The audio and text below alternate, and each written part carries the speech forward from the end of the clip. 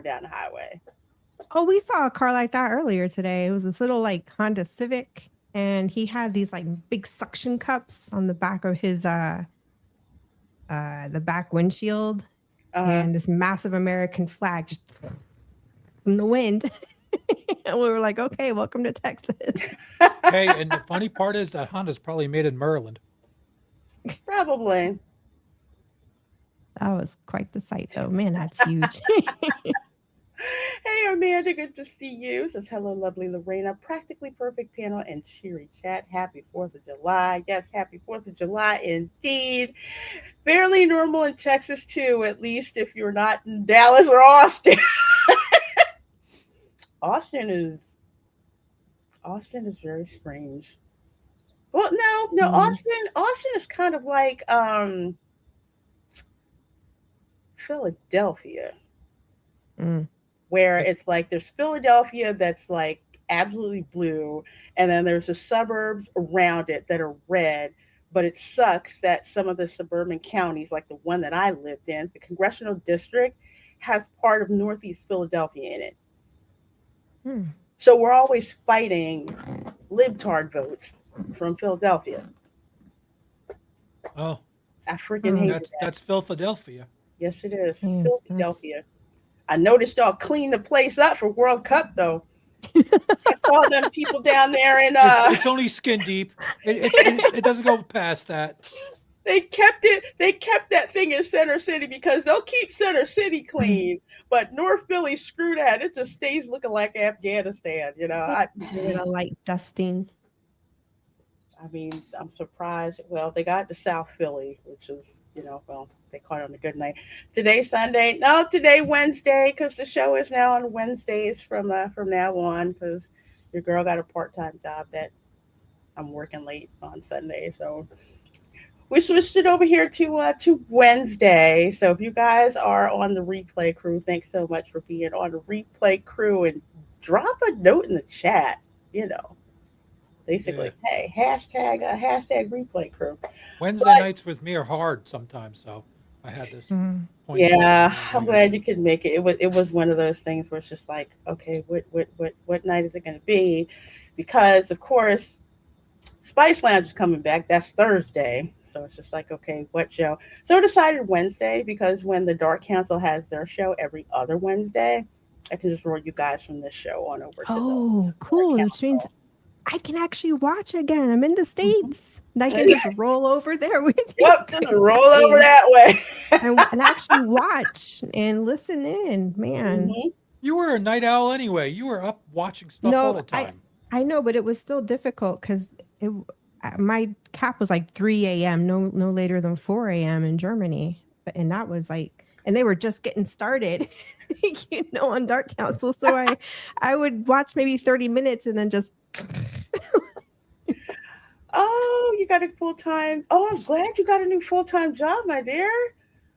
I'm so glad you do. nice. You did. That's awesome. Yeah, I am a somebody had a lapse in judgment and decided to give me a job to be an assistant part-time pre-kindergarten teacher. Oh, Oh, the what you story. gonna teach the little boogers? Oh my gosh. I There's got some yes, skills I can. so Well, I got some fun. skills. Can we teach them how to hack? I'd do it. Yeah, yeah. This is the color yellow. Guess what it is in hex code? Oh, Oh my Oh, glad to do. Glad you like the setup. Yeah. Shout out to Dark Council. That channel spawns so many channels nowadays. Yeah, I keep forgetting. That is true. We did back in the day, and people just started their channels. Like, yeah, let us know so we can shout it out and all that. Good teaching good stuff. I hope I'm teaching them how to read. I mean, actually, how to read, and yeah, me to read to him, read to dude, them.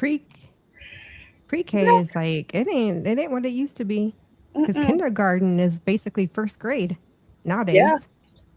pretty much. Because some kids are just like, because that's what happened. Camera girl, she missed it uh, by a week because of her birthday in September. And it's just like, why the heck do you even need kindergarten? Because they've been in pre-K or Yeah. 2 or 3 years, and they pretty much know everything. So teach them the hustle of life, Loretta. Oh, I will. I plan to. They love to listen to me read. I'm like, okay, we are gonna have a real, real good time.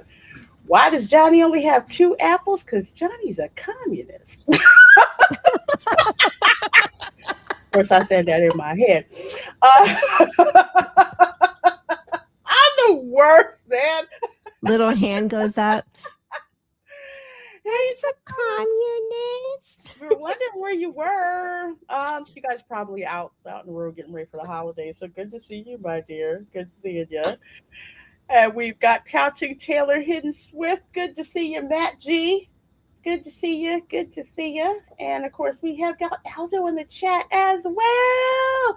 Says, hey, Lorena, Miss Erica. How's everything been, Lorena? How's life?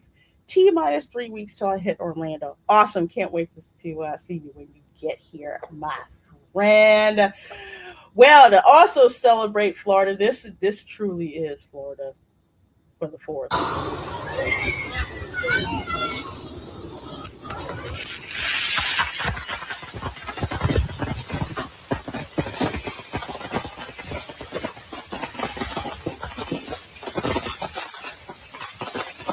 No lies detected, okay?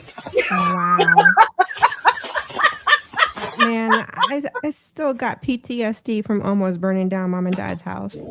I, they used to stop. You let me know if this was your experience too. Okay, first of all, you went to go get the fireworks, not the little sparkler Right. things. Mhm. I mean the stuff that could take your hand off if you didn't do it properly. I mean all kinds of just stuff that was absolutely freaking dangerous. Because that's what you did, you know.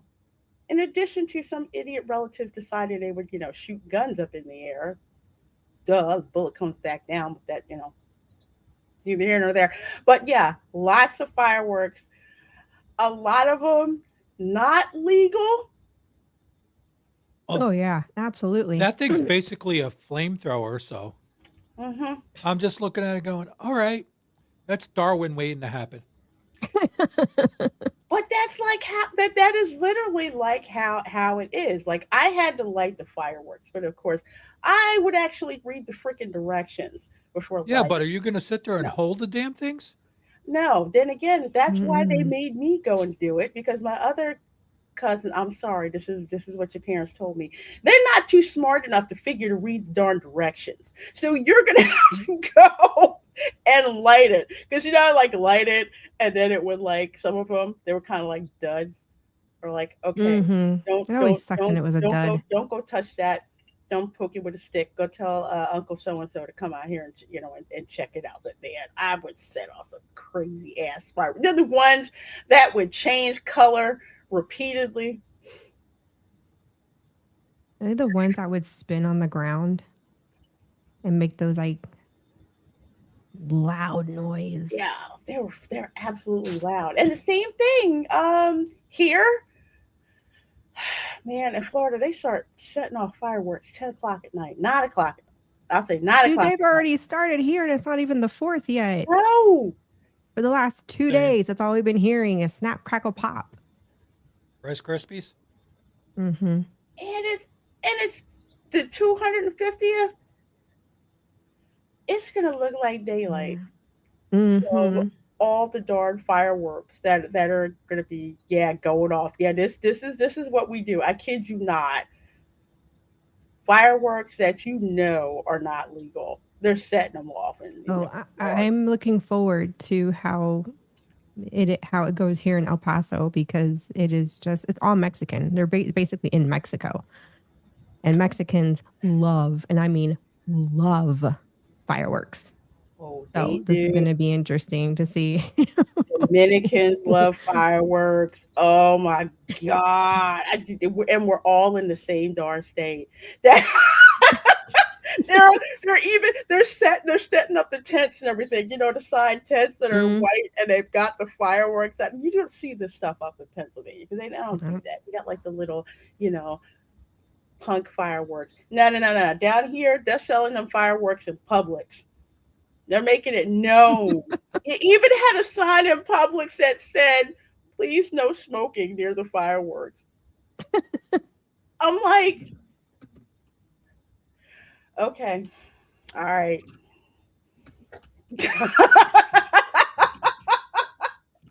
It is, yeah, it is Saturday full weekend. It is seriously gonna be lit down here. I cannot freaking wait. It's always crazy with the fireworks down here anyway, in general. Fourth of July is insane. Fourth of July and it's the 250th anniversary of the founding of the United States. Yeah, but did you hear what these idiots want to do? Mm-mm. But Some No. of them, they're talking because we're under a drought that they don't want people doing that, and they're going to try to fine people. good Oh, yeah, because luck. that's gonna happen. That's Good really luck. gonna deter them. Snitches get stitches. I'm just like, Yeah. I could see them doing it in Orlando. Mm. I could see them going after people in Orlando. I could see that. They're not But you're going not after going them to, in Pine Hills. I'll say that much. it's like, I'm thinking of all the places like, okay, if you live in the middle of nowhere and your neighbor rats you out, Hmm. okay, fine. But how are they going to catch these people? They're not. Mm. This is the wrong state to try and do that nonsense. Mm. It's not. It's not going to work. I mean, you may get away with it in Winter Park, but Mm, nowhere else. Or not in My Florida. town, they might try it. I wouldn't put it past them here. Man. Aldo says last year I went to Marina Del Rey for fireworks because they said it's one of the best places for fireworks in LA, but it was ass. No fireworks, only firefly looking booms in the distance. Yeah, I could Mm. have told you that. LA and fireworks, here's the thing about LA. Their Mm. fireworks suck. Unless they're shooting a movie. Because one time I woke up at 1 a.m. and you could have swore it was the 4th of July in Florida. Why? They were shooting a movie. So they can Ah. do it. They just don't, they just don't want to. Fireworks in LA suck. They suck. Even the local radio station, I think, was it Power 95? I think it was. Big Boy and the rest of them were roasting LA for how awful they were at freaking fireworks. They started 2 nights ago. I feel bad for all the animals. Yeah, my cats know. They just go and they just hide. They just hide under the bed, and it's a shame because not getting any rest. Expected to reach 2 billion in fireworks sales, and that's just the commercially bought ones, not the homemade fireworks. That Oh gosh. No. Mm-mm. is true. And that's probably what I'm going to experience are the homemade Hmm. ones over here. Oh, That's going to be interesting. I can't say it online. I can't do it. I can't. I I gotta stop. Some of them around me they got homemade fireworks, and you know they are. You know they are. And in Chile, they banned New Year's fireworks for the dogs. Mm. You just get your pets like a little safe retreat area. They pretty much just go in there and stay. But No, Otis tries to crawl through you. Same thing with Kira. really, He can't get any closer on the couch than he is, but he's gonna try like hell. Professor X is so freaking old. He's like, look, I'm just going to hide under mom's bed. It's comfortable under there. I'm not doing anything. Stitch, yeah, he's probably gonna freak the heck out. Might as well not enforce in Palatka or the west side of Jacksonville. Yes, as someone who's had to set fireworks off in Palatka, Putnam County don't give a damn. Okay, they really don't. Not at all. We have two dogs. One does freak out over fireworks. The other one doesn't. He freaks out if someone just passes our front yard. Well, more like go on bark guard mode, like a typical Chihuahua. Hey Rose, try mating a Chihuahua with a friggin' pit bull. That's what I Oh. have for the one dog. Yeah. She's a Chihuahua. Ah, She's okay. cute, but boy, does she have some freaking mental issues. Oh my gosh, she is, She's man. something I else. can't. She is so loud when I go, whenever I go to visit Tom. She'll bark when I get there, bark if I move from the kitchen table, bark if I go in another room. Yeah, she's barking at you as she's pet me, pet me, pet me, pet me. Hmm. It's like, yeah, Yeah. we know she's here already, dummy. You could stop. Well, little information here. Florida state parks are free this 4th of July weekend. So definitely do check it out. There is waived admission. And yes, it is for Florida residents and visitors. So, yes, free for everybody. The state parks, which includes, if you were in St. Augustine, the Castillo de San Marcos. The parking is ass, but just park in the darn garage. Pay the $15. Park You don't and have stay to there. if you have Go a walk. certain handicap sticker. This is true. Mm. This is true.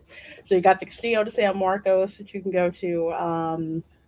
Whole lots of state parks that you can go to. So definitely do check those out. Okay, folks. Well, let's get to some history, shall we? We're going to get to a little bit of history, of course. We're going to be talking about two of my ancestors involved in the Revolutionary War. The first one we are going to talk about, of course, is going to be Major Donato Maximilian Bello, born 1733 in Coran in the Kingdom of Naples. It's in Italy, but at this point in time, Spain actually, quote unquote, owns it. So if you hear anyone talk about, yeah, their ancestor was born in Coran, Italy, Naples, we're usually descended from this guy. Since and Sam actually talked about this, because borders of nations change, over time. Coran now is known by a different name, but according to what my fifth great grandfather put on his marriage certificate to Suzanne Moreau, he was born in the Kingdom of Naples in the town of Corinth. So that's how that works. So anyway, Major Donato Bello, Spanish militia commander and patriot of the American Revolution, and he is also my fifth great grandfather. So for some folks who do not know, dang it, I want to go back. Okay, can I go back? Can I go back? It won't let me go back. Okay, well, that's okay. I'll go back. There we go.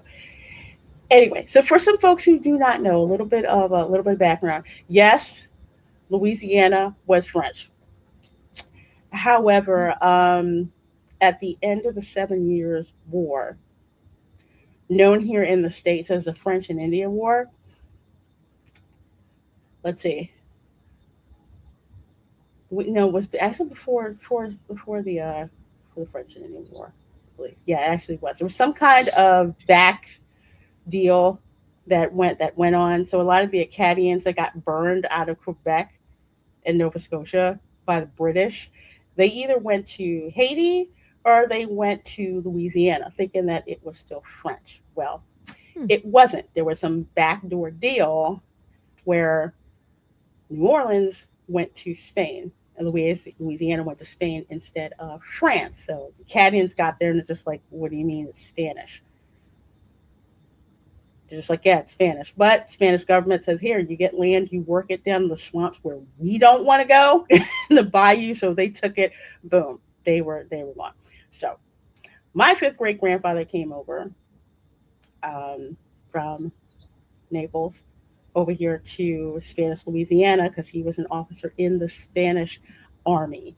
Even though he was Italian, that part of Italy was governed by Spain, so he was in Spanish army stationed at the Opelousas outpost in the militia. Opelousas, which is actually north of New Orleans. I heard there ain't nothing in Opelousas. in Opelousas in St. Landry Parish. Absolutely nothing. But For my cousins who may be Bello cousins, who may be Donato cousins, and there's a difference between the two, which is why I'm going to point this out. So, my paternal ancestry goes back to Major Donato Maximilian Bello. Donato Bello married Suzanne Moreau, who actually was born in Mobile, Alabama, when it was part of French Alabama. So that's where she was born.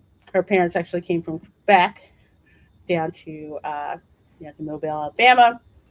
So I descend through their son, Don Louis Bello, and an unnamed free Creole of color in Louisiana. I have not identified who exactly she is yet, which is why I use a lot of DNA evidence to do it.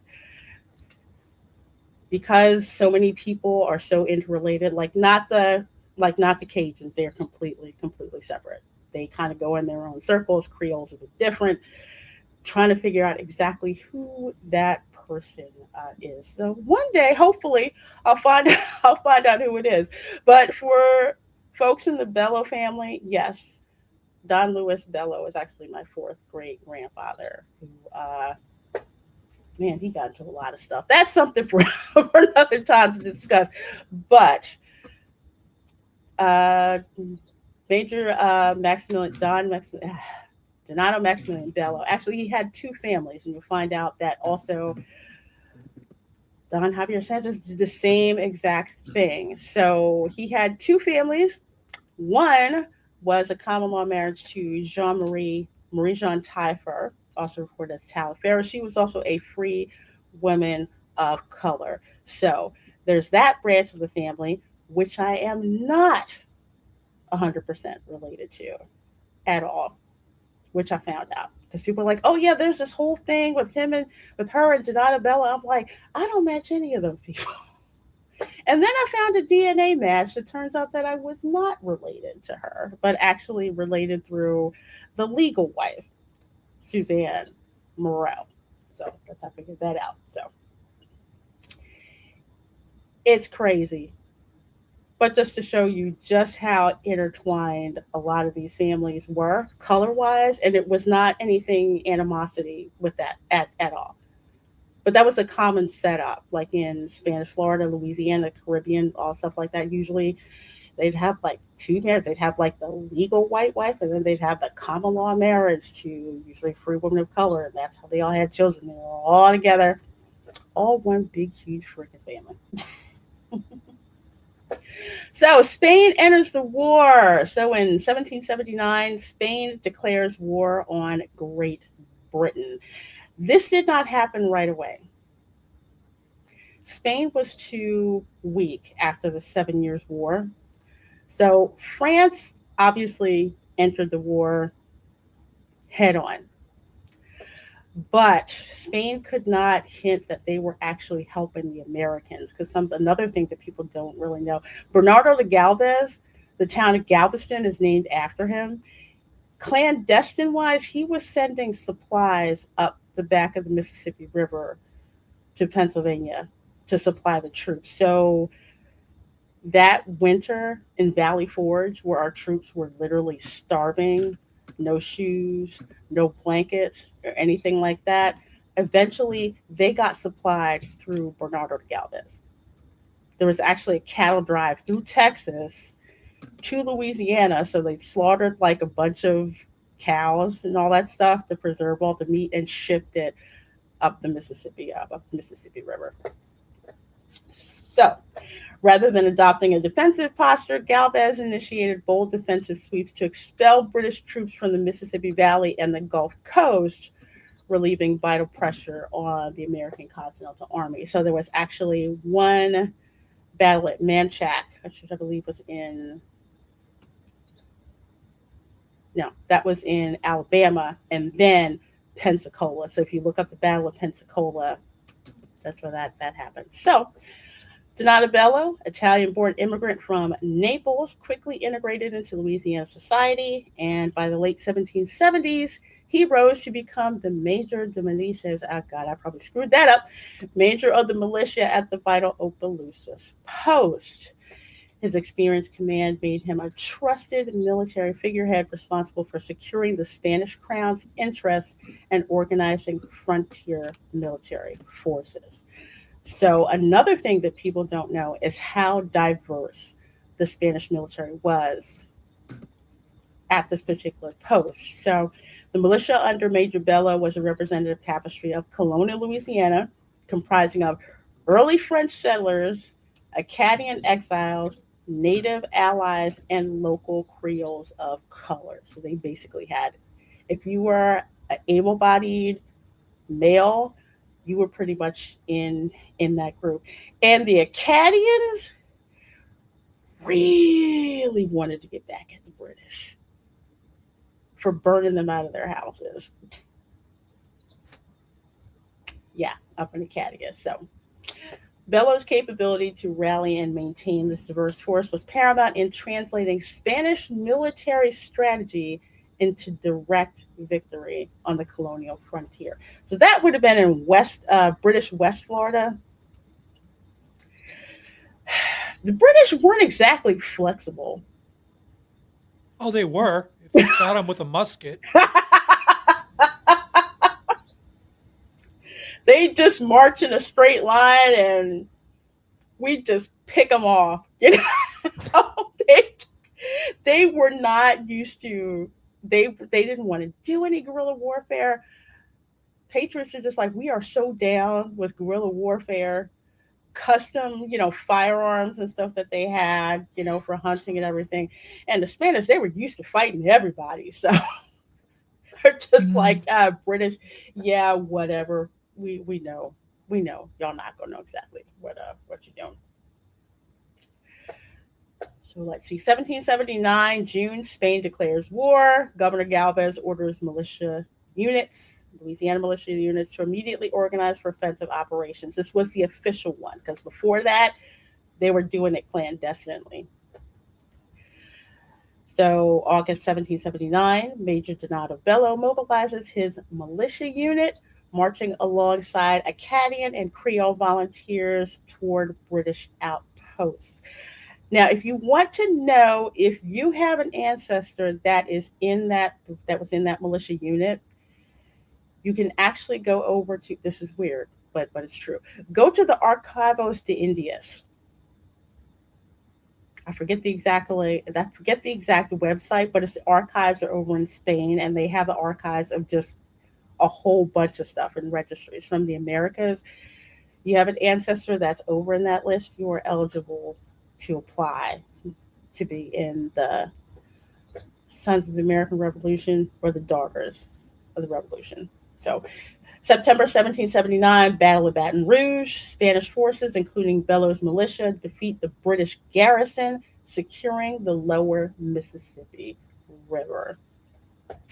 1781, Galvez continues his campaign eastward, capturing Mobile and Pensacola, fracturing British Gulf Coast operations. So, even though this side of my family is from Louisiana, quote unquote, they were involved in fighting in British West Florida, because Mobile was a deep water port and Pensacola was a deep water port. So they had that all secured. I see all kinds of people just coming in here. Let's see. I see Keely Chow is here. Good to see you. Other States of America podcast. It's all before this. I'll have to check that one out. There's so many cool history podcasts. And let's see. Spanish like a good fight. LOL. Yeah. Because remember, they lost. Oh my gosh, what is it? They lost Florida due to the 7 Years' War. And Spain was broke. That's the other thing. They were freaking broke. But the Revolutionary War was a proxy war, and a lot of people forget this. It was literally a proxy war. Once the Americans proved that they could actually fight and win battles, and everybody started to jump in. So Here's the militia on roll. Of course, Donato Bello. That's my ancestor. He was a major at the Opelousas militia. Militia commander, led campaigns securing the Mississippi line. Michel Brignac, militia infantryman, participated in the offensive capture of Baton Rouge. Laurent Dupré, oh God, my French is really bad. Active service in Spanish frontier defense under Galvez, and Pierre Primo coordinated post operations under Major Bellows' command. So that's the whole enroll that's there. All those guys. He is buried in the Old Church Landing Cemetery in Washington, Louisiana, erected by the Sons of the American Revolution, SAR. A dedicated plaque honors these 11 Spanish colonial militia patriots for their pivotal actions in the defeat of British forces on September 21st, 1779. It also helped they were fighting the British. France and Spain seemed to never say no to a fight against the British. No, no, they were just basically like, let me at them, let me at them, let me at them. Pretty much for the most part. Although this is the other side of my family.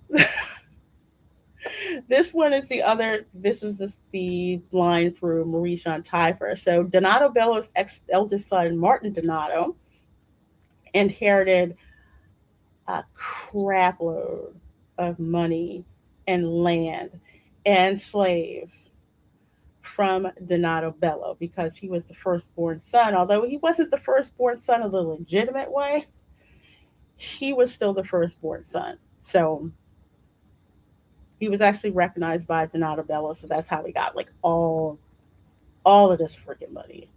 And there's a whole branch of the family that descends through this guy.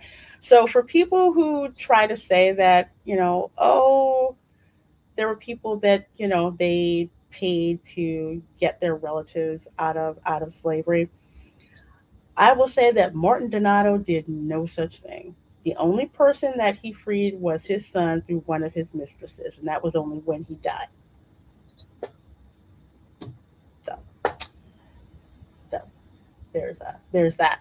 So again, because Major Donato Bellows, his service is verified, his active military service is verified. That's why I said if your Spanish ancestor is in that militia role over in the Archivo de Indias, that's recognized.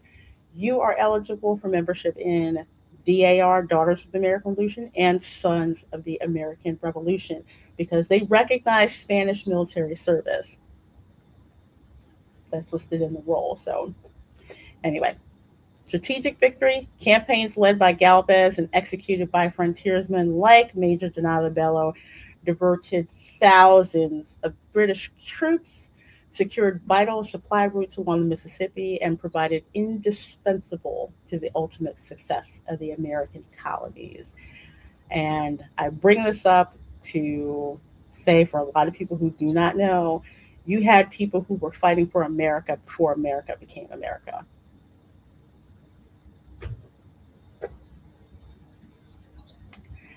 And that's that. No, that's not a little bit of information. No, not at all.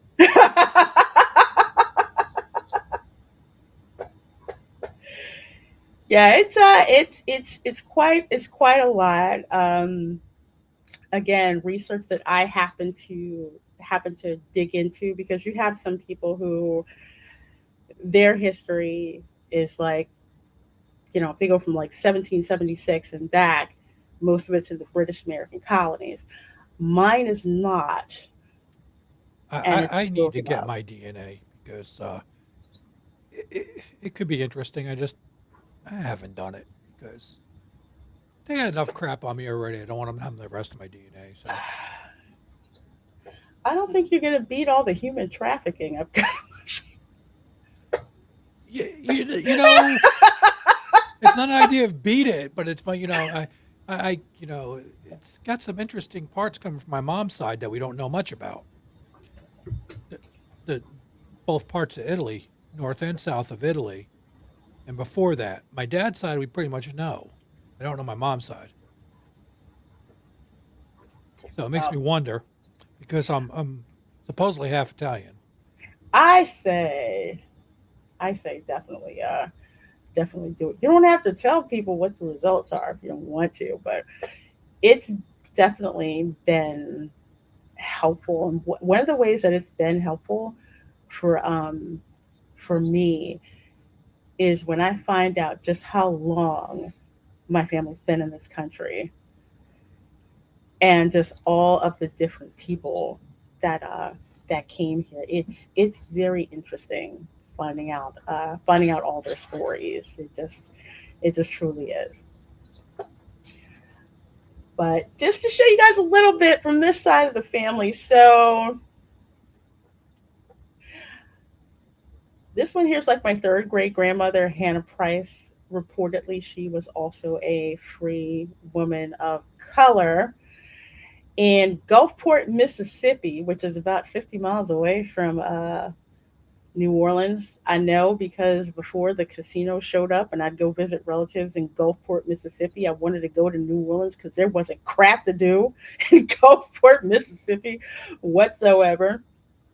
So Don Lewis Bello is actually her grandfather, and that's kind of how we go back back from there. Major Donato Bello, his father Victor Bello, who was actually, I believe he was a merchant, and that's about as far as I've been able to go with Victor Bello. There's other additional names, but some of that is urban legend, which I haven't verified. So the only thing that I know for sure is Victor Bello from Naples, Italy. And probably why I cannot stand Northern Italian food. I have a visceral Menza reaction. menza. I have a visual. I mean, I can't explain it. Well, I mean, I can now, but it was just like I I don't know don't. what the difference is. I don't know that much about it. Italy. It's more. Tom can probably speak more to it, but it's more of like it's more cream based. Well, Southern see, I Italy, like that. It depends on you my do. mood. Depends on my mood. It's like there's more feta. I have more feta and Sicilian, so I got both sides. So there you go. Hmm. Like a Yeah, thicker cream with pasta? Yes. yeah. It's Okay. yeah, thicker cream because they're like on the border of what is it? Like the border with like France and Sicily and Germany. But yeah, it's a lot of it's cream based, more like casserole. It's not Hmm. it's not like oh my gosh, what is that darn seafood stew with the mussels and stuff in it? Oh, I don't do Um seafood. I haven't I had don't that do in um a long seafood. time. it is so darn good. That squid pasta, um a lot of it like with a lot of the red peppers and stuff in it, That sounds Japanese. You know, Neapolitan I pizza. wasn't hungry. I'm going to be hungry again. Oh, The place where cannolis came from. I bought a um Southern Italian cookbook, specifically Campania region in Italy cookbook. And every single freaking recipe in there, I'm like, I gotta make this. Or I'm used to this. mm. It's like it's You would like you would a like lot of terramina. a lot of I mean there's chicken dishes too, but a lot of it's a lot of seafood. So Yeah. my family's from, the coast, so Mhm. like that part of Italy, southern France, southern Spain, like that type of cuisine that you'll see. But southern Italian cuisine, Lord have mercy, I freaking love it. And the cookies, You Don't would you have go loved there on the my cookies. you would I have loved the want to. restaurant we went to in Germany. The family was from Taormina, Italy, Hmm. and so everything was like from the island from Taormina. Yeah, and I mean, and it was some of the best Italian I've ever had.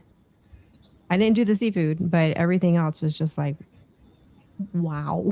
It is absolutely. It's like the difference. Northern Italian and Southern Italian is like the difference between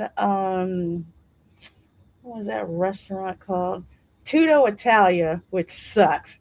The one I in never the been Italy there. Pavilion at Oh, Epcot. that one. We went there when I was And a kid, but I don't remember it much. And Via Napoli. Via Napoli is on freaking point. Okay. It's so on point. I love it. Then again, it's like the cuisine is different. Hey Bonzo, my God, Lorena, you're not Coleone. My respects to Godfather. Might be, might be. I don't know for sure. I can't say. I can't rule it out. All we know is pretty much Lorena's a mutt. Yes, Good old Heinz 57.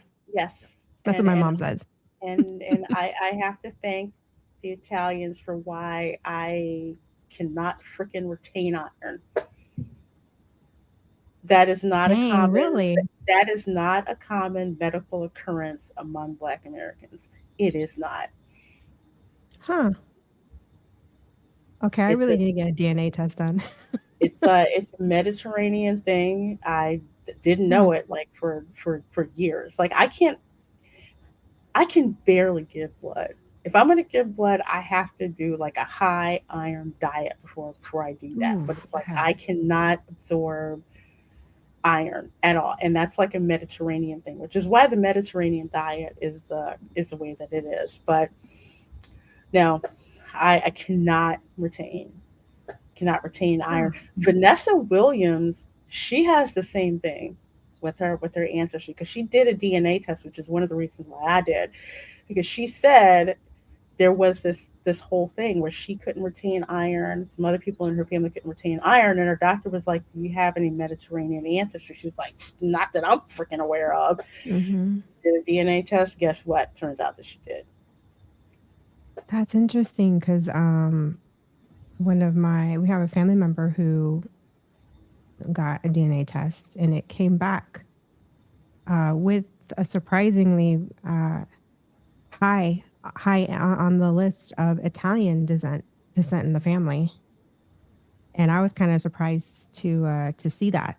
So apparently, we had Italian family, and the family eventually migrated to Spain.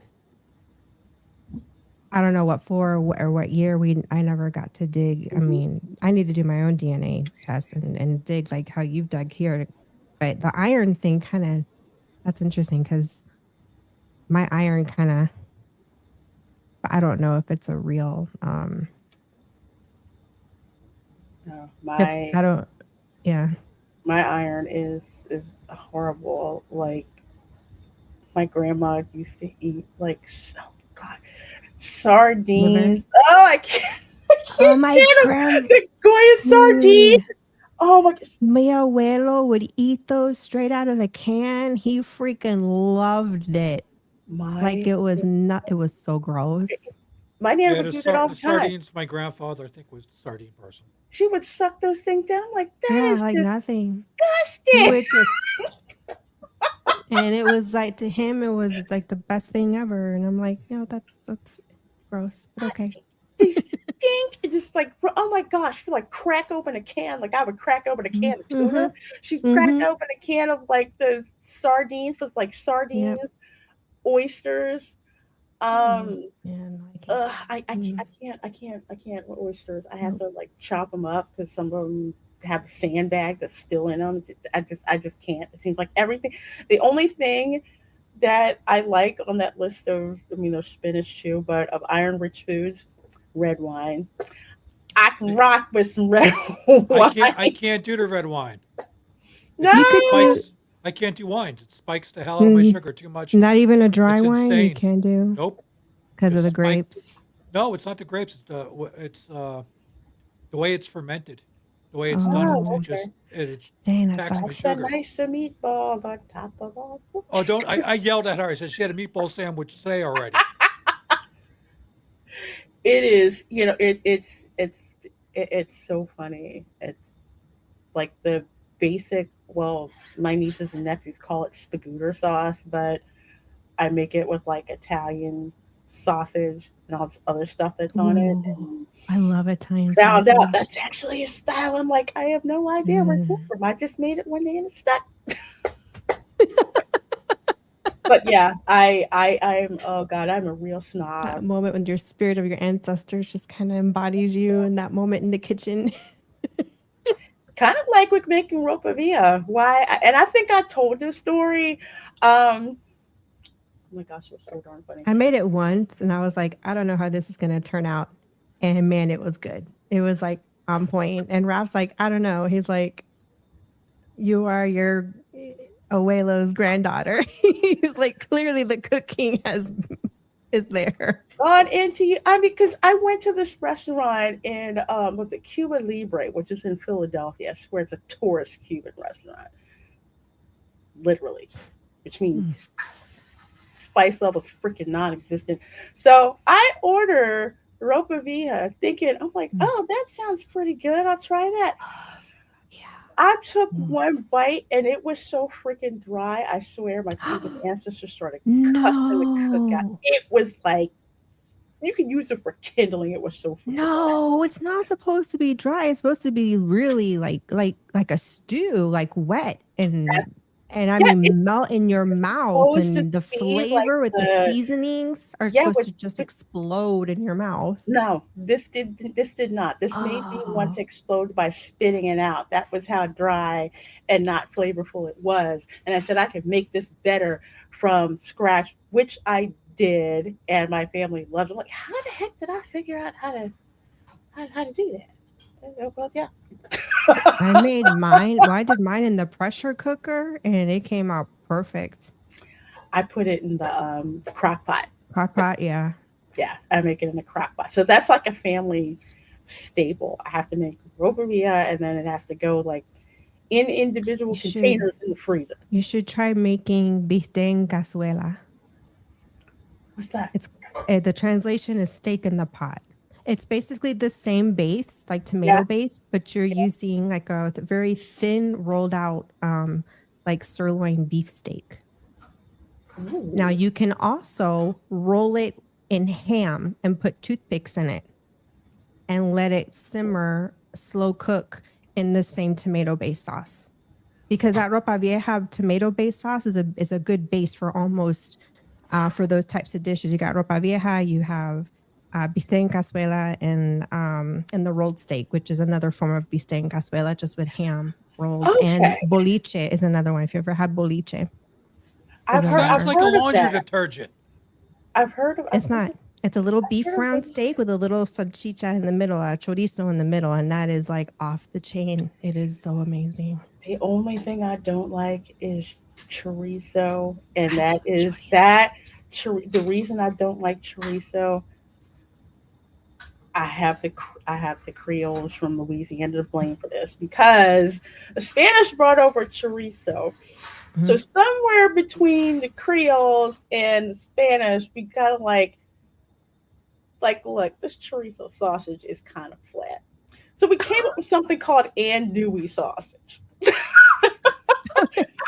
So it's literally chorizo, which is the chorizo sausage is like Mhm. really small and like really, really freaking hard. It's like it tastes okay, but it's not as spicy as the andouille. So that's how they did that. It's a blend of native spices, Spanish spices, Mm. French spices, and that's how they came up with Wow. andouille. So if I had never tried andouille, You chorizo would have probably been would like okay. chorizo. Yeah, so chorizo, it's I wouldn't turn I it never had down. that, so now I want to try it now. Just You gotta try andouille sausage, and not the Hillshire Farm andouille. no. I don't That's if like. you're stuck. Yeah, Get like yeah. Conica or something where it's small batch andouille sausage, which is oh my I'd gosh. like to find a meat shop, like one of those carnicerias, that a butcher shop, where they make their own from scratch sausages. Mm-hmm. But I haven't found that yet. Not here, anyways. And yeah, my golly, did an English person make it if it was that dry? It was so it was so bad. I don't get I it. Like, how do you get that kind of dish I, so dry? I'm like, I you're would supposed to. It's supposed to cook in basically a very liquidy sauce. Like, how did that? What I did was you do? Leave it on the stove until all the sauce just evaporated out of it? I, I don't know. or they left it under the heat lamp. I don't know, but it was so wrong. My girlfriend was with me. She was looking. She's like, "Your face.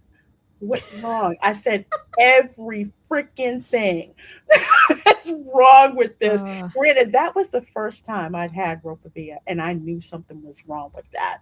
But yeah, just like you're like, Erica I said, know it's not supposed to ropavia, taste you've good. got like that beef that's simmering in a base of Mhm. tomato sauce, Yep. cumin, and oregano, and a freaking bay leaf Yeah, you're basically making your own sofrito and from olives. scratch, a Yeah, red-based sofrito, yeah. not the green. And then you literally cook it with broth mixed with that, but you Mm-hmm. don't want to water it down to the point where it's just soup, Now, but enough to that. where and you cook it down, Mm-hmm. you know.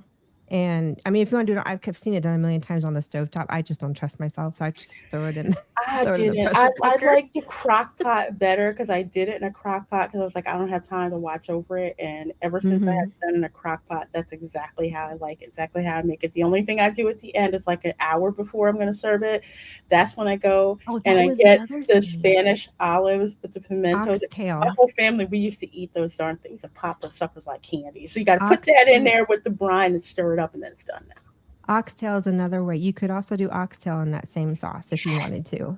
There's like a different million different ways you can do oxtail, but I freaking love oxtail. Oh my gosh. Oxtail. My mom makes the best freaking oxtail. Nova Assassin says chorizo is God's gift to Spanish communities. Yes, it It is.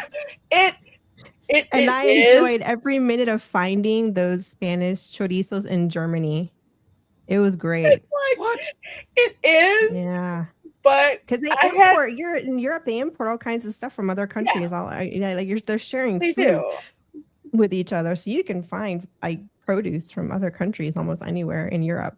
Yeah. Yeah. I mean with chorizo because Yeah, I they was had trying to chorizos explain to and somebody how to make red beans and rice and they couldn't find andouille sausage. I'm like, okay. I can't do the Cajun or like the Louisiana style. That's not what I grew up with culturally. But I do the Spanish version, like the more Puerto Rican red Hmm. beans. But we don't. No, yeah, they do. We do put chorizo in it, just not a whole lot. It's just a little Yeah. bit to kind of give it a little bit of flavor. But that's it. It's not Hmm. like a ton of sausage with beans. It's just for flavor. Andouille again, andouille is like a third Spanish with like the method about to put together. But andouille has like native ingredients, and then of course like the hot peppers, Creole spice that goes with it. So it's like it's a little bit. So it's like it's spicy sausage. Not gonna lie, it Oh, is. dinner party at Lorena's house is all I'm saying. It is. It is. The first time I saw chorizo, there's a big difference between the chorizo that's served in restaurants and the chorizo that you buy from Publix, where they make it by hand. They're a Yeah. lot bigger. I'll say I buy that. the pack. I just get the Goya stuff. Guilty as charged. That's just. John the Beagle Dad, the Reina Creole. Have you ever tried food from your ancestors? Mm. No, pretty much most of it for the most part. I can't. I'd say the only ancestry I haven't made a deep dive cuisine wise into would be, I would say, Cantonese, Oh, because what? there's yeah, Cantonese? yeah, I did not Cantonese know you had and Cantonese. Filipino cuisine. Okay. I blame the Spanish Empire for everything. All right, so the Spanish Empire I love is the Filipino darn food. reason for this. Okay, because okay, China, the emperor at that time, I think the Qing emperor, and we'll get this in it, decided that all taxes would be paid for in silver. They did not have enough silver natively in China to cover demand. Japan couldn't fill that demand. So guess who they just managed to come up against who had a whole bunch of silver from mines in Peru? Hmm. The Spanish. So when the Spanish treasure fleet would come from Spain to the Caribbean, part of the fleet stayed there. Another fleet, which was the Manila Galleon, left on the other side of Panama, went to the Philippines, and then went to China, also known as the Guangzhou region of China, Canton. So apparently, one of my ancestors who had ancestry from Canton came to the Philippines, had a kid with a Filipino woman. That particular person was in the Spanish army and wound up in New Orleans. All of the ancestry that I have from the Philippines and from Canton region of China is through New Orleans. Spanish are freaking everywhere. Also, if you go to the museum at Valley Forge, because we didn't have the US dollar, there was no such thing during the Revolutionary War. The coin of the realm, the British like to say that it was a pound, but it's not. The coin of the realm was the Spanish pieces of 8. So the pieces of 8 was legal tender worldwide. That was the first worldwide tender. Spanish pieces of 8, you could actually use that in China, you could use it in the Philippines, you could use it in the Americas.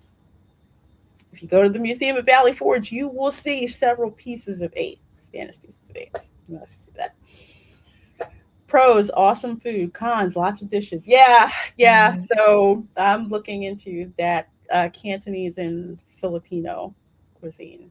And yes, oxtails are so expensive. It used to be cheap food, No. not anymore.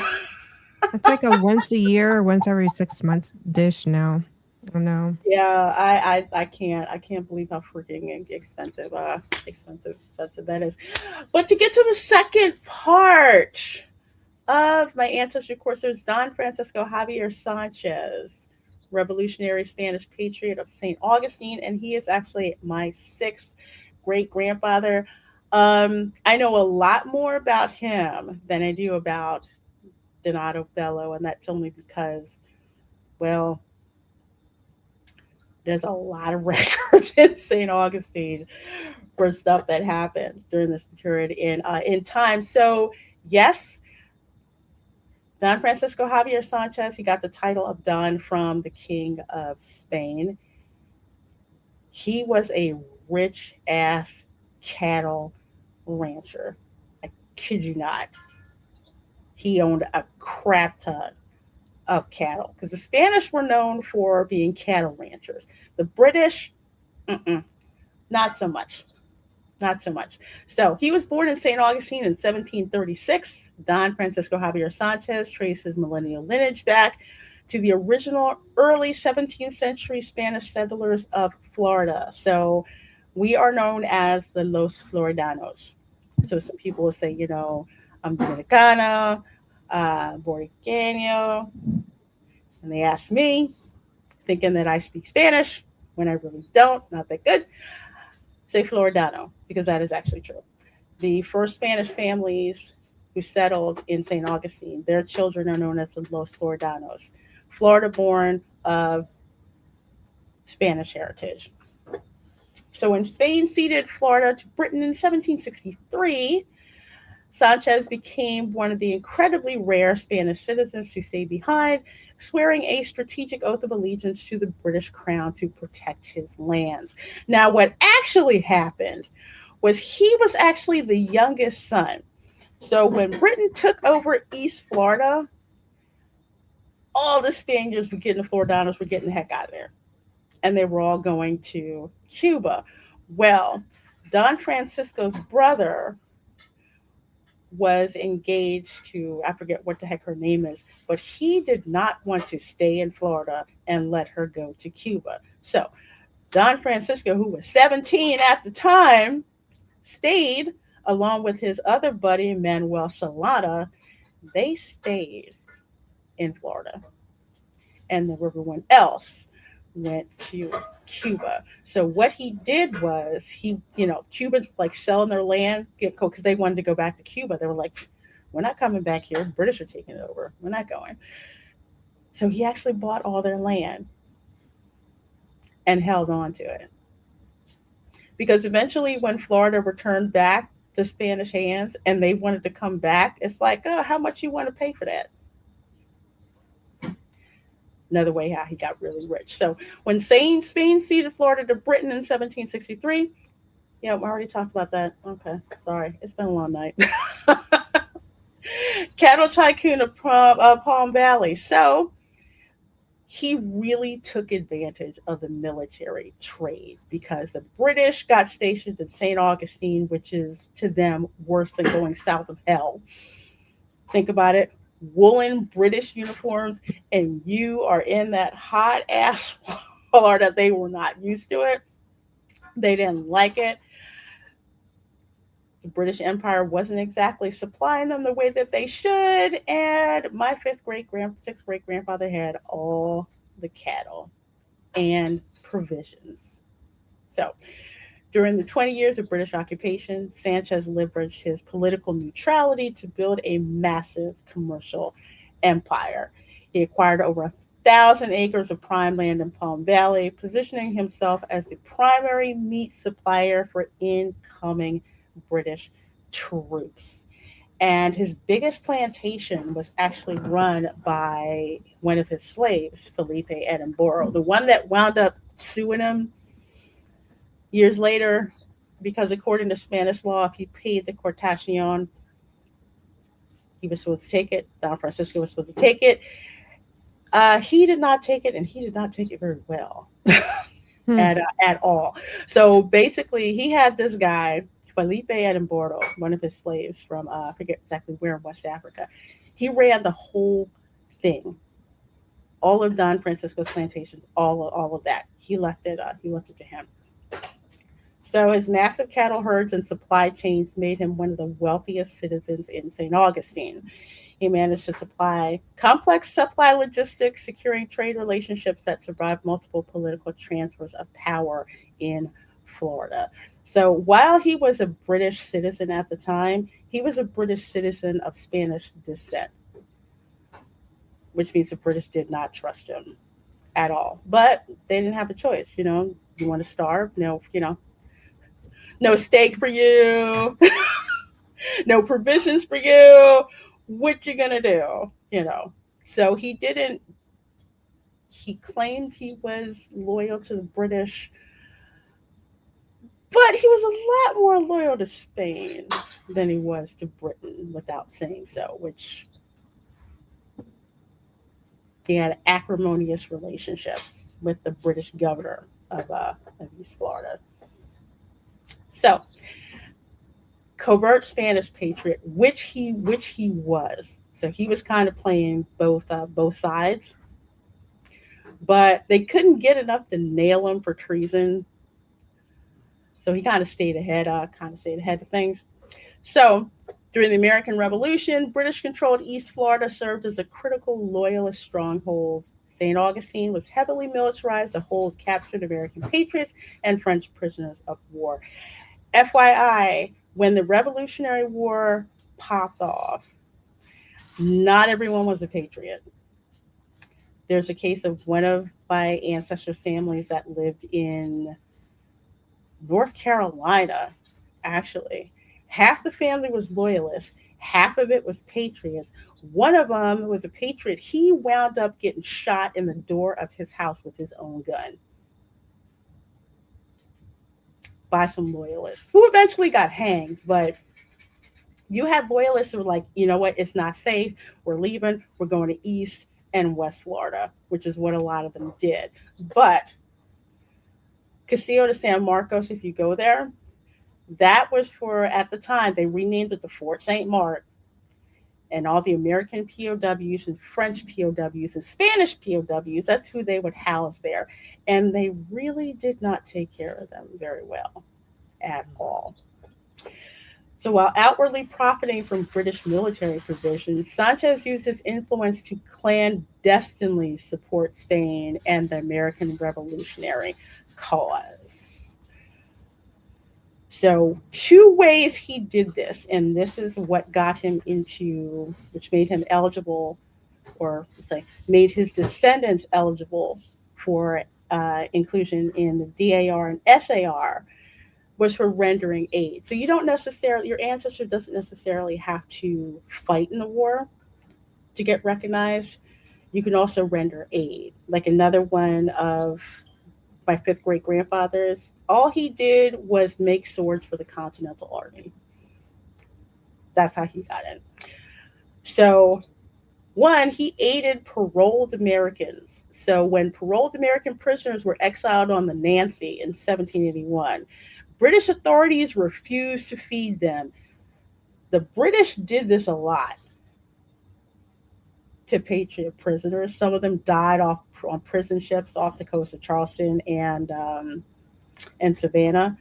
Scurvy, all of that. They wouldn't feed them. They're just like, look, you just stay and you just die.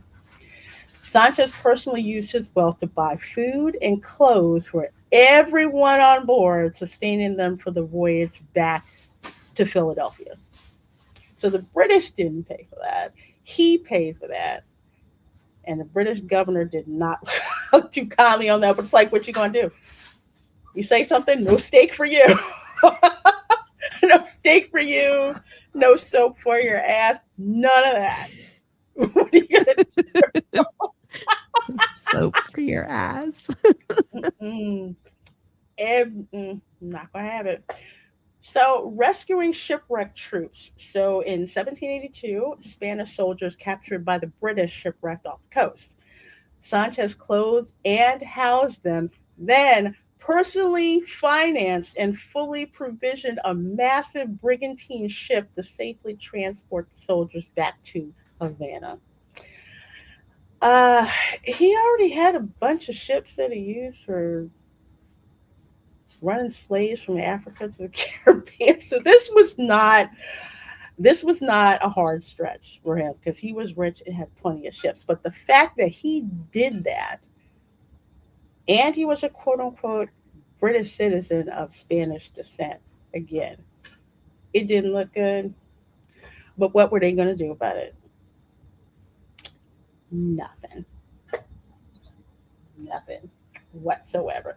So, my ancestor, Don Francisco Javier Sanchez, had the great pleasure of sailing to Havana to tell them that the Patriots had actually won the Revolutionary War. So he was the one who went to Cuba to tell the Spanish government the news that we'd actually won. So, a little bit about how my family goes into this. So, again, he's got two families. He's got the first family with his common law wife, Beatriz de Pedra, who is actually a free woman of color. She was actually born in Charleston. Her mother was a slave. Her father was a French Huguenot named John Stone. And when the Stono rebellions popped off in Charleston, he sent her to Fort Mose in Florida, Spanish Florida, which is the first free black settlement in the Americas. He sent her there for her safety. Well, that's where she met Don Francisco. So he did not marry her for social reasons, but all the kids that he had with her, they were all recognized by the family. So once he died, because he died without a will, they actually petitioned the court, but his wife at the time, or say his widow at the time, who was my fifth great grandmother, Maria del Carmen Hill, basically said, yeah, their father wanted to provide for them. So they were all provided for, it, got part of the inheritance and all that. So that's why there's two lines there. I definitely descend through the one through Maria del Carmen Hill. The one with Beatriz de Pedra, and this is something that I'm hoping to start to do whenever I get some time. My thesis is to prove that I actually descend from Beatriz de Pedra as well. Because there's a bunch of us that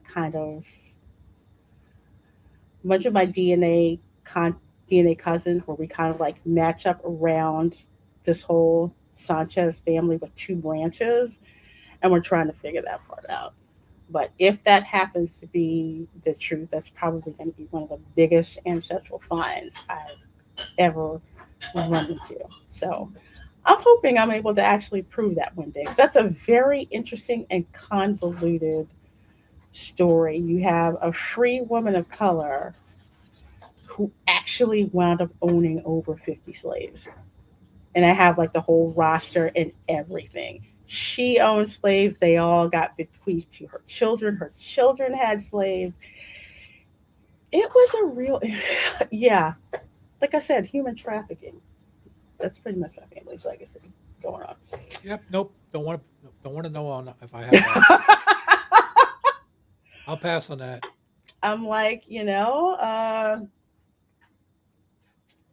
that's kind of how the truth is. It's like there's some stuff where it's just like, man, truth is stranger than fiction. I go into the historical society in St. Augustine, and I'm trying to tell these people, and I mean that very politely. I'm like, no, I descend through Francis Roman Manuel Sanchez.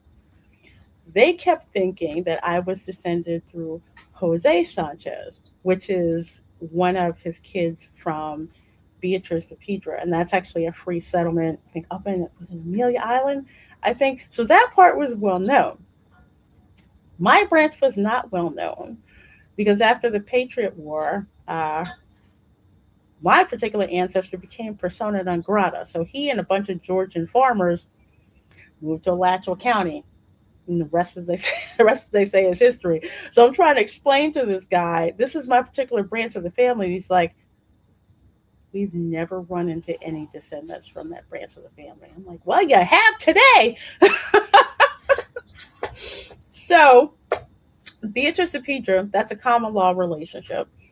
The legal marriage, Maria del Carmen Hill, he was 50, she was 17, I think. Her father is the one who killed a man in South Carolina and escaped to Florida, Spanish Florida, because there was no extradition allowed. So he wound up marrying her legally. And of course, these are all their kids. Jose, that's the oldest one. That's the one where I think I'm probably related through. Because two of her children died on the same day from like some kind of outbreak. It was horrible. I'm like reading the record, and yeah, they're buried in the cemetery, like right by each other.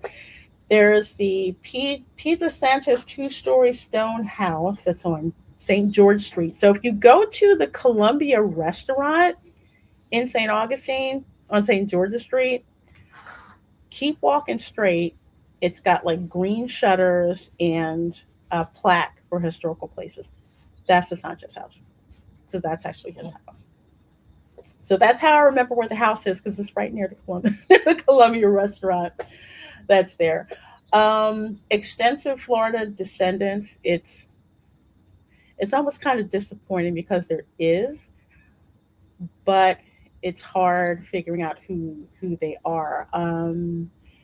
Beatrice, Anna, and Catalina all married Peninsular Spaniards.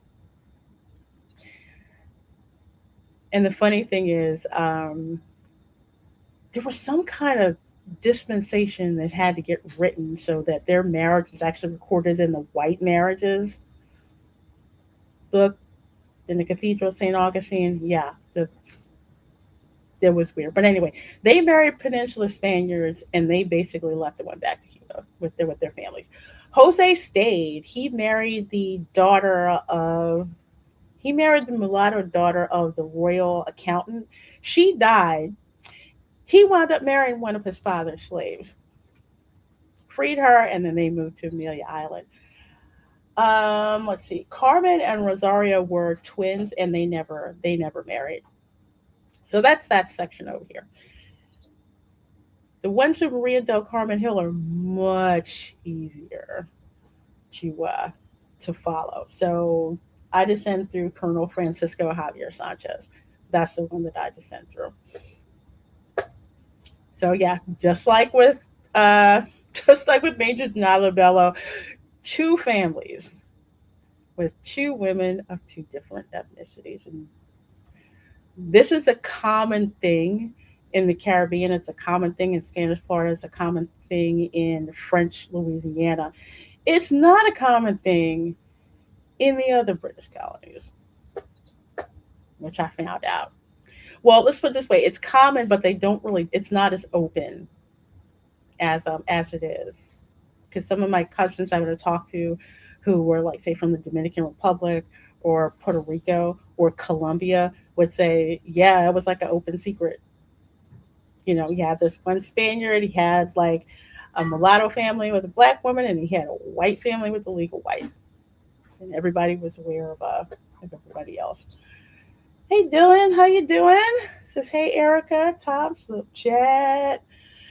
So do you owe reparations to yourself? Yes. Oh my gosh. So do you have to pay yourself back with interest? Probably. You're screwed. I will never, and if you follow me on X, I have said this all the time. Anytime there's a post about reparations, I'm like, question, do I get reparations if I descend from slave owners, or if some of my mulatto ancestors were indeed slave owners because they were? How does that work? Do I pay it to myself? Do I get a tax write-off if I pay reparations to my to my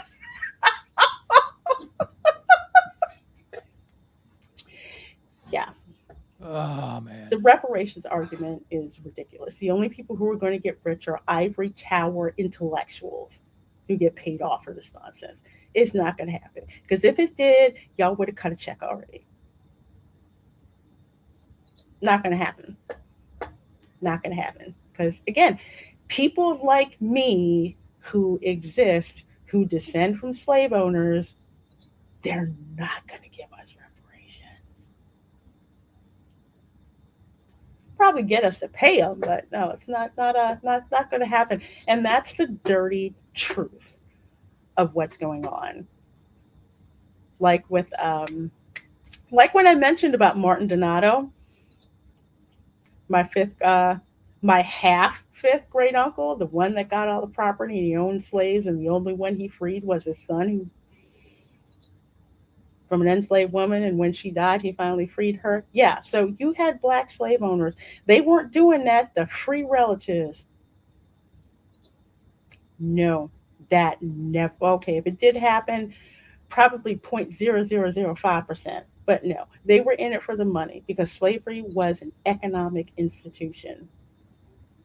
It was an economic institution, and racism was the enforcement lever.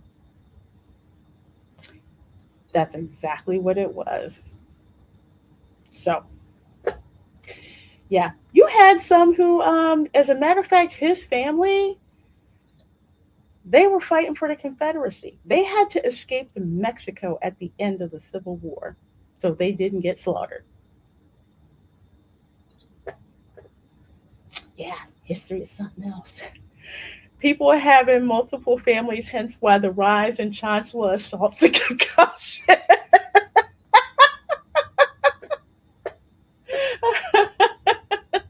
And slavery is still in and around Africa. Yes, yes, it is, but it is much different from the chattel slavery that was instituted. It's one thing when you had slaves who were captives of war, but it's quite another when you're forcibly moving millions of people for the sake of free labor. And that is the difference between chattel slavery and the slavery that we know around the world. All right, so 1736, born in Spanish St. Augustine, tracing roots to early conquistador families. Yeah, I'm not beating the allegations. Okay. Not apologizing for the conquistador ancestors. Just not. Chooses to stay in St. Augustine under British rule in 1763, initiating his cattle empire. Yes, between him and, again, Manuel Solana. Both the two of them together. Cattle. My ancestor was more with the cattle ranching. Manuel Solana was more with raising horses. Either way, they were making money. 1781 to 82, finances and feeds American POWs and Spanish shipwrecked troops. Also, 3 signers of the Declaration of Independence were actually imprisoned at the Castillo de San Marcos, aka Fort St. Mark. So those were the 3 that the British were going to put on a ship and not give them any provisions to get back to Philadelphia. But My ancestor paid for it. They got to Philadelphia. 1787, Mary Sarah Maria del Carmen Hill, securing maternal Creole lineage. Yes, her name was Sarah Hill, but she had to convert to Catholicism before she married Don Francisco Javier Sanchez. Hence, her name moved from Sarah, changed to Maria del Carmen Hill. And that's the whole deal with that side of the family with Don Francisco Javier Sanchez. And I will show you really, really quick what the lineage is. So, my third great grandmother was named Frances Sanchez. From what a lot of my Latino DNA cousins have told me, is that names mean things. And there wasn't really a lot of variations in names. That's why if you're like, yeah, well, her name is Maria.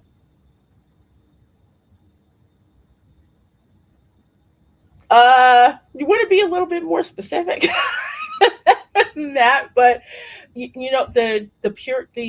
say the Puritans, the Pilgrims did it too. Names like Mercy, Comfort. I'm so glad I had a fifth great grandmother named Bathsheba because at least her name was different. I, I'm very serious. Her name was Bathsheba. There were so many Mercy, Comfort, um, Resolved, all these other names that they just kept recycling between that whole, mass hole in Connecticut Yeah, I branch. don't know what it is about Hispanic families and the constant recycling of the same name. My grandmother and her sister, they each only had one child, and they both named their boys Eduardo. Oh, I'm like, what? I don't know if there was some kind of sibling rivalry going on there way back when or what. Oh, I'm calling Are mine you sure Eduardo. they No, both you're weren't not. I'm sharing the calling same mine. man? Did they have a I'm shared like, husband, Erica? I mean, I love mean, interest? They talking both liked about, Eduardo growing up? we're talking about like oh, another one freaking was A, dude. Rebecca. There's so many freaking Rebeccas that I have. Yeah, but I you don't don't know. hear that name that much anymore. No, you don't No, actually.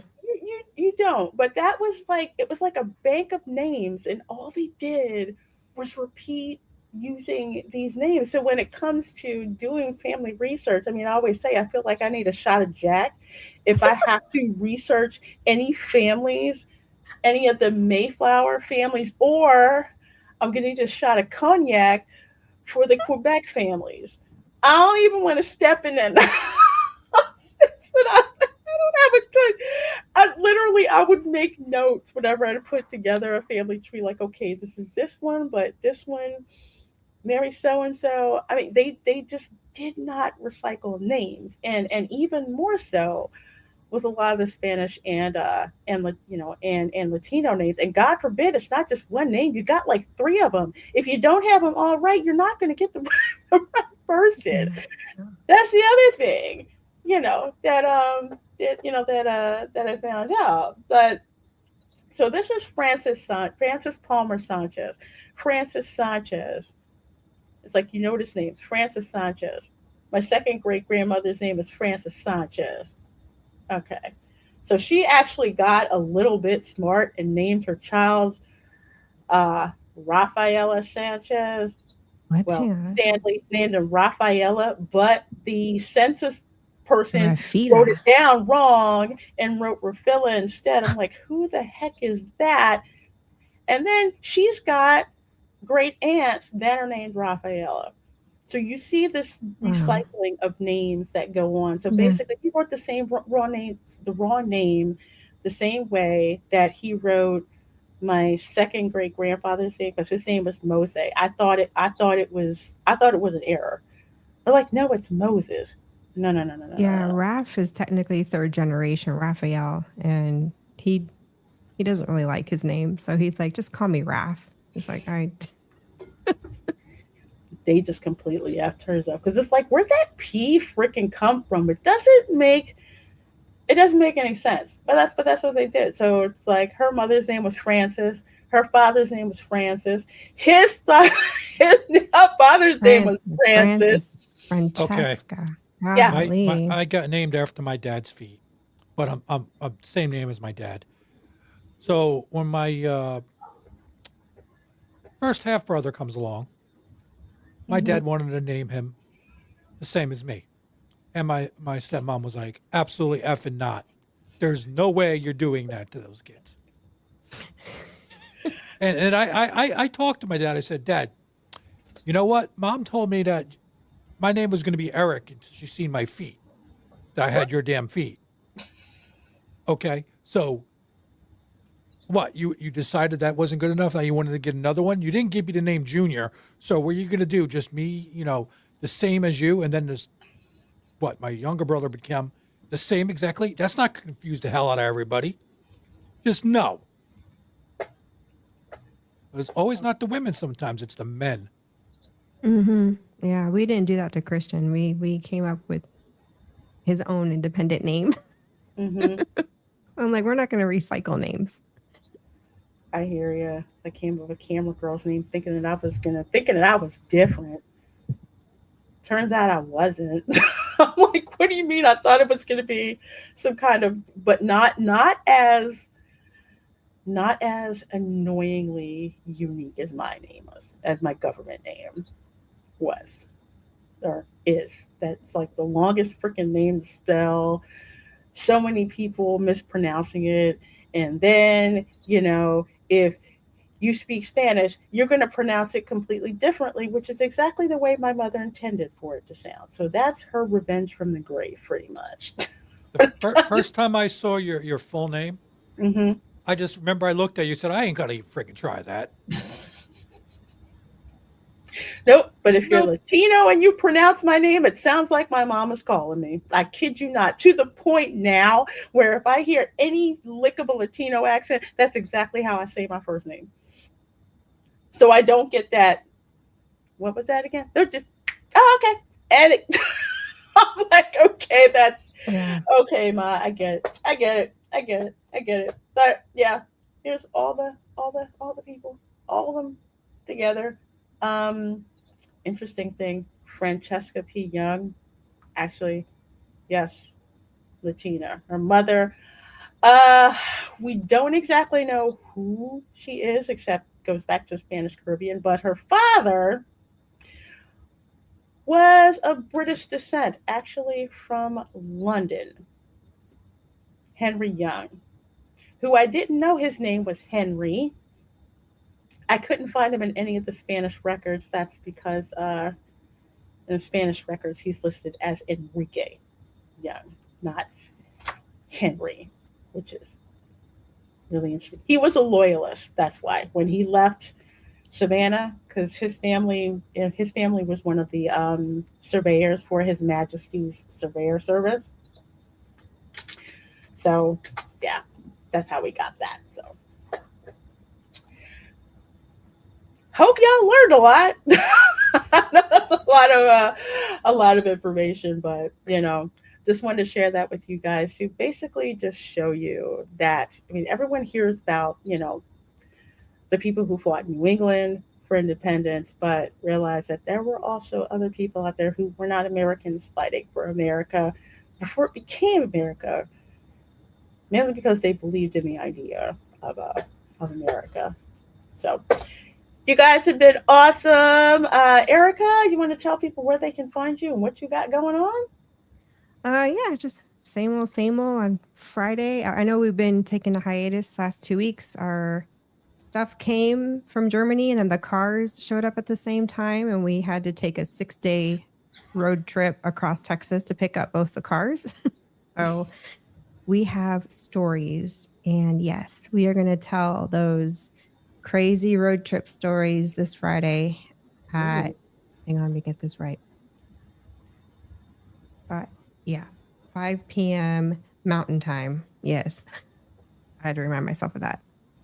Yeah, on our channel. And I hope you guys can make it because we have a lot of fun just chilling and hanging out. Okay, I hope I can. I can't even express to folks how crazy my summer classes are. So hopefully I can make it, if at least just be in the chat, have you guys on so I can listen to all these cruel. I can talk through my Invisalign. Cool stories. Tom, what you got going on, and where can people find you, my dear? Well, I started a new little side channel for my Bark Magnitude project with some interesting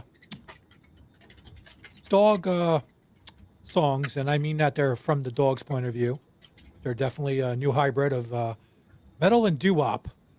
Oh, Yes, it's very interesting. And I also dropped a video on my absolute hate of what Disney just did to the Pirates of the Caribbean. yeah, I saw that, man. I forgot to get back to you.